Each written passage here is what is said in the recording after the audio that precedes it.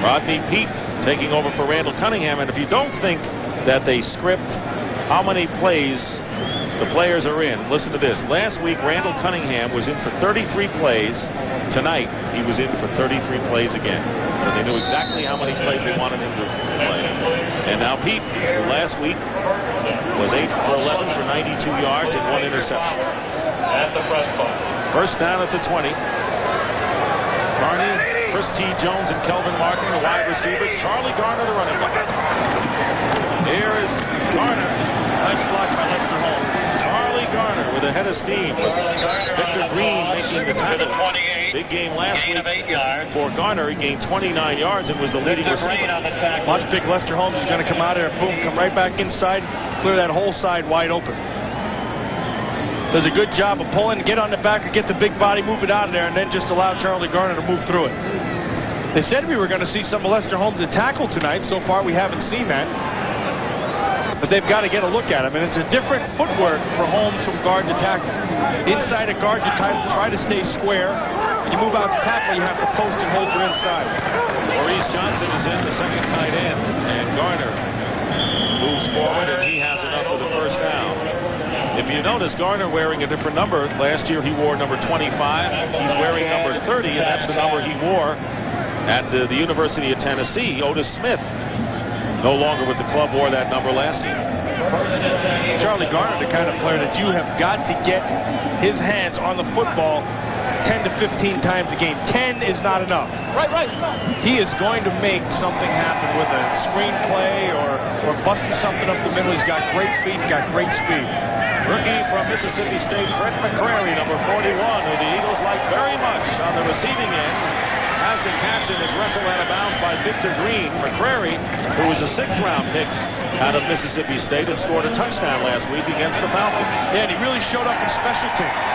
Don't forget, special teams in the preseason is a huge area for anybody. For your receivers, where you're going to get the extra spot, you have to be able to do more than one thing. Your fullback, your linebackers, all those guys, when you're going to, if you can play, then the next step is, do you play special teams? And if it comes down between a guy who can play special team and has a tough time, then he doesn't make it.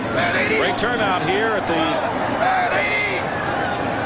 Veterans Memorial Stadium in Jackson, Mississippi. Second down and 8. And Pete's pass is incomplete. He was going for Reggie Johnson. And the one name we haven't mentioned today, who of course was the greatest star out of this place, was Sweetness, Walter Payton. Well, I sure enjoyed playing against him, but I think I enjoyed watching him more.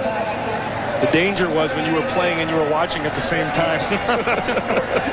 I know what you're going to say when you're home and watching television with your feet up.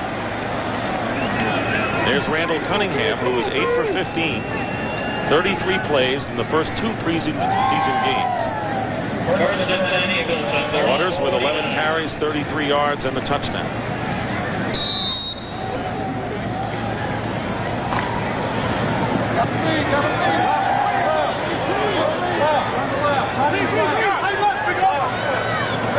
First down on the 49-yard line.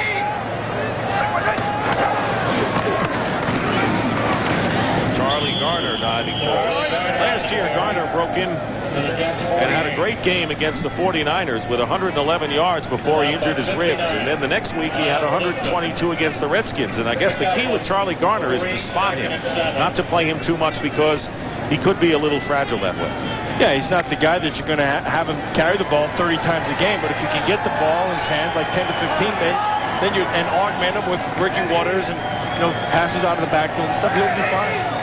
And Turner and McCrary. And a fine catch by Charlie Garner and a first down. And what made that great was the fact that he knew a defender was right in his face, and he kept the concentration enough to pick up 8 yards. Yeah, not a bad guy that he shook in Kyle Clifton. I mean, Kyle Clifton's been around a long time. This looks like a sure tackle. He goes hot. He's going to go out here right to the left. And watch him. And Clifton sees it right away, so he closes from the inside out. Now watch the move. Boom. Duck the shoulder. Doesn't get any better than that. Put a little juke inside, get the first down.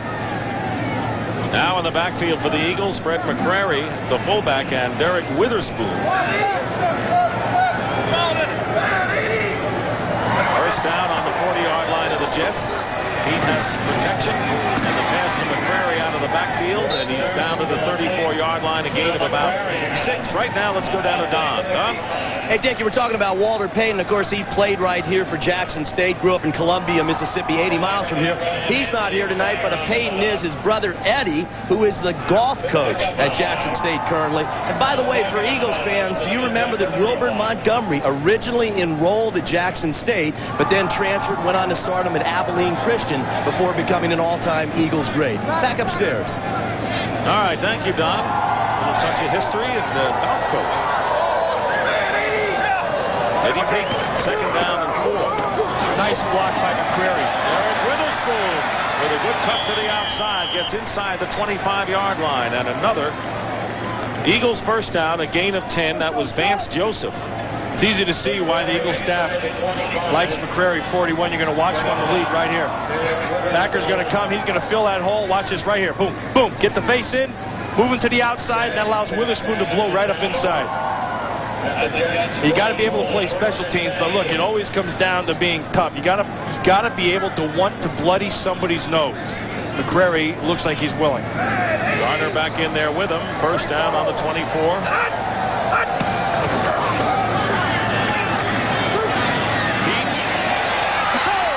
And let's see. OB. It is out of bounds. Chris T. Jones out of bounds. But made a spectacular leaping grab of that nonetheless.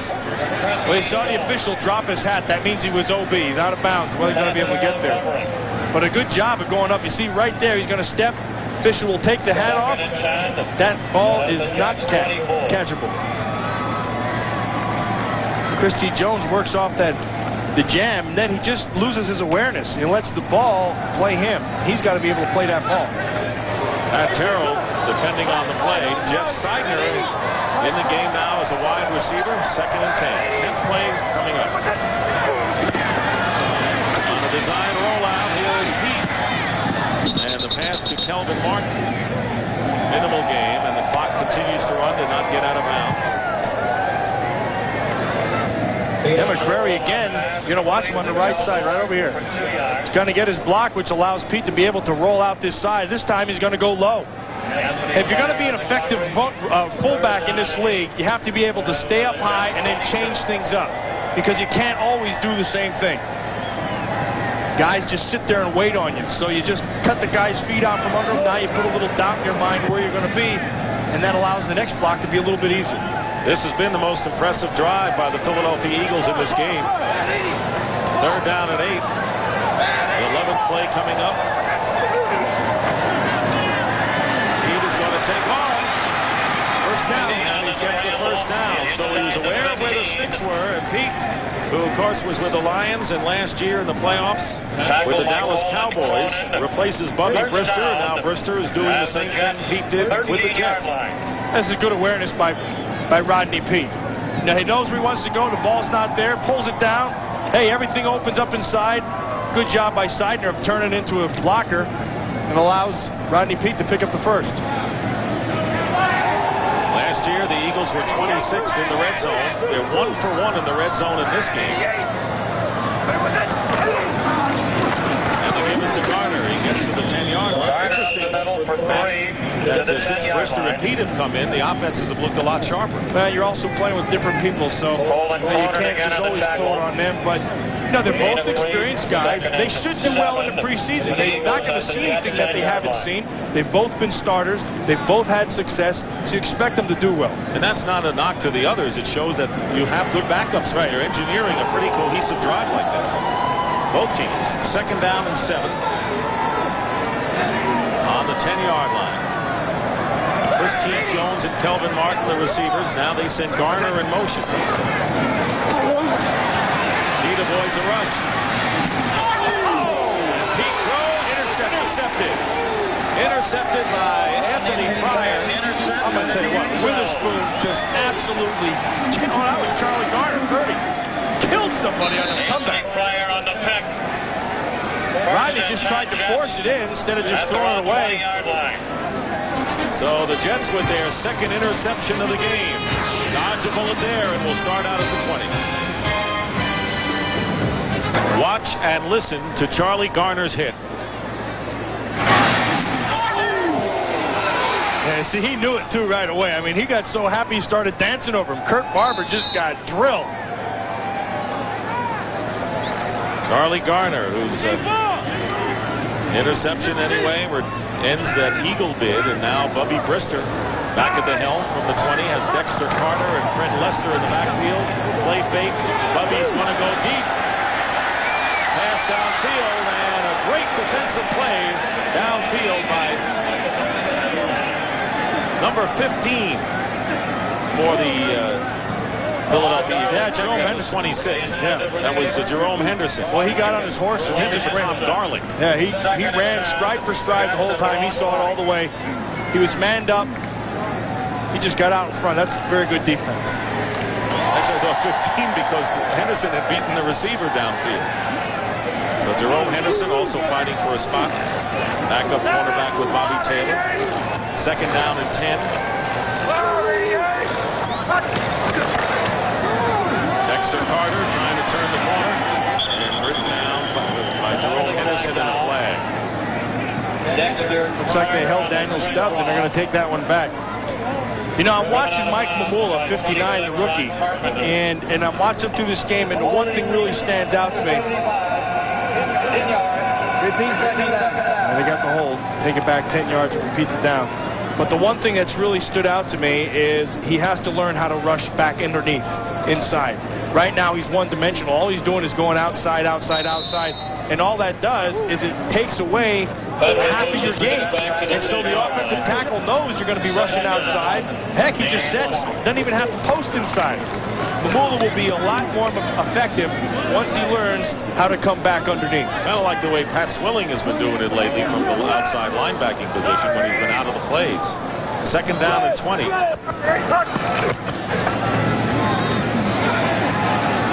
Brister flips it, and it's caught by Garlick. Garlick is looking and smelling awfully good right here as he is written down by Jerome Henderson. I like Garlick. Tell you, Henderson and Garlick are having a couple of pretty good duels out there. Gain of 49 yards.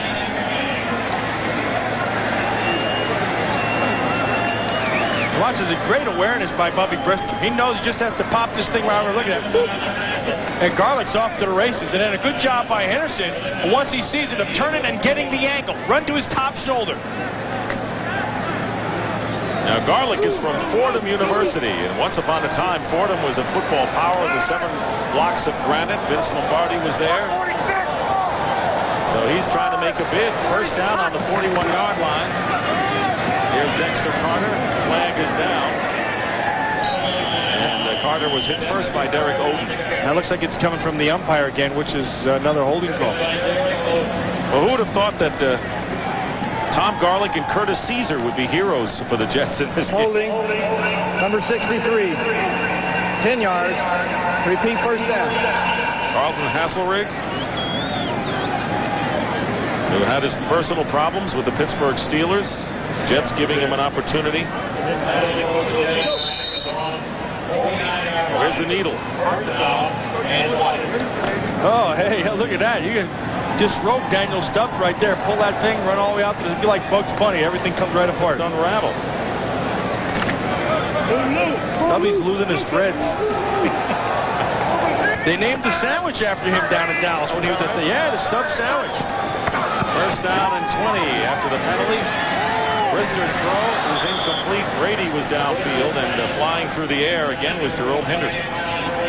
That string's going to keep on getting bigger and bigger until something finally happens to him. So you don't have to block the guy. All you got to do is grab that string.